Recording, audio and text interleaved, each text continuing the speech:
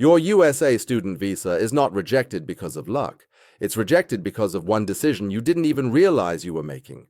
Every single day, students with perfect grades, full funding, and acceptance letters from top universities walk out of consulates empty-handed. You think you know why visas get rejected, but what you focus on is not what the officer is measuring. Your financial documents are perfect. Your university is prestigious. Your grades are outstanding. Yet something in that 3-minute interview triggers an automatic rejection. The pattern is so consistent that visa officers can predict your answer before you finish speaking. You're about to discover what thousands of students miss and why your preparation might be working against you.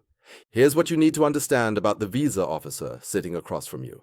They're not evaluating your dream. They're not measuring your passion for education. They're conducting a risk assessment based on federal immigration law. What you focus on is not what the officer is measuring. You think they care about your university ranking. They care about your likelihood of returning home. You think they want to hear about your career goals. They want evidence of your home country ties. The mistake that kills most applications happens before you even enter the interview room. You prepare answers about your future in America instead of demonstrating your connections to home. This single misalignment destroys applications every day. Intelligent students make this mistake because they misunderstand the fundamental question being asked. The officer isn't asking if you deserve to study in America. They're asking if you will leave America when your studies end. Your I-20 form states you're a temporary visitor. Your interview answers suggest you're planning a permanent move. This contradiction triggers Section 214B of the Immigration and Nationality Act. The officer must deny your application. Your excellent grades cannot override this legal requirement. Your university acceptance cannot fix this fundamental problem. If you think fixing this one thing is enough, you need to hear what comes next. Financial inconsistencies destroy applications within seconds. You claim your parents earn a specific amount, but your bank statements tell a different story. This matters because officers are trained to detect financial fraud. They cross-reference every document you provide. One mismatched number questions your entire application's credibility. Program mismatch is the second killer. Your academic background doesn't align with your chosen program. You studied literature but applied for computer science. You cannot explain this transition convincingly. This matters because officers must believe your study plan is genuine, not a pathway to immigration. Poor English proficiency eliminates applications immediately. You cannot articulate your plans clearly during the interview. You rely on memorized scripts that sound rehearsed. This matters because officers need confidence you can succeed academically without requiring unauthorized work to support yourself. Incomplete documentation creates automatic rejections. You're missing transcripts, letters, or financial proof. You assume the officer will accept explanations for missing papers. This matters because incomplete applications suggest poor planning and organization skills. Previous visa violations haunt your application. You overstayed a tourist visa or worked without authorization. You think time has erased this history. This matters because consular officers have access to your complete immigration record spanning decades. Now let's examine what happens during those crucial 3 minutes. The officer is testing something you're not consciously aware of. They're measuring the consistency between your verbal answers and your documented evidence. They're watching for rehearsed responses that don't match your actual situation. They're identifying gaps in your story that suggest deception. Confidence and confusion create different body language patterns. Genuine answers flow naturally. Rehearsed answers sound mechanical. The officer distinguishes between these patterns within the first 30 seconds. Your nervousness doesn't disqualify you. Your inconsistency does. When your spoken answers contradict your written application, the interview ends.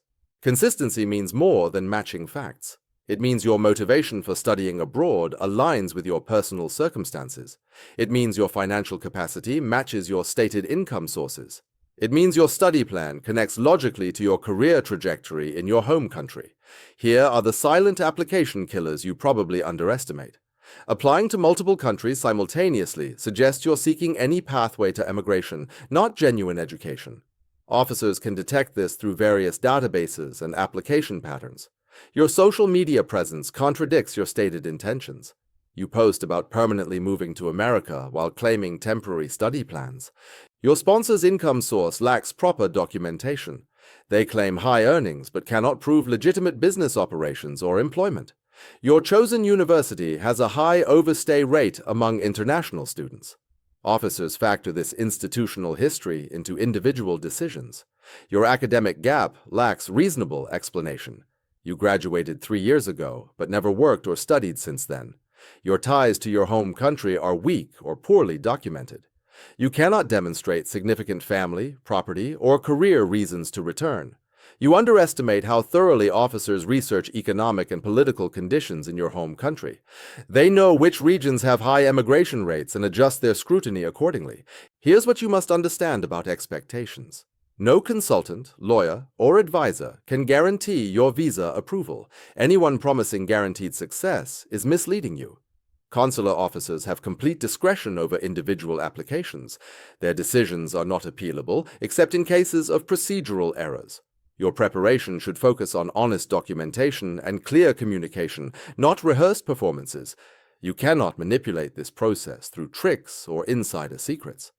The system is designed to identify genuine temporary students through factual evidence and consistent testimony.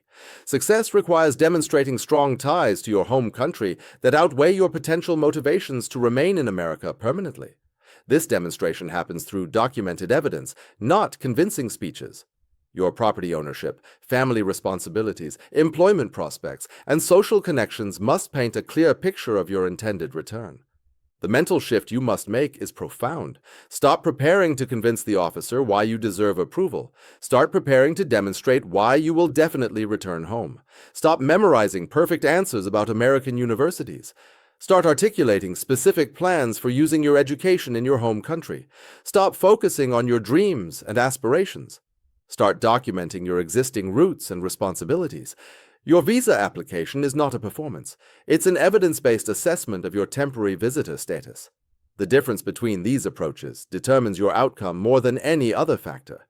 Remember this distinction when you stand before that window, because everything depends on which version of yourself you choose to present.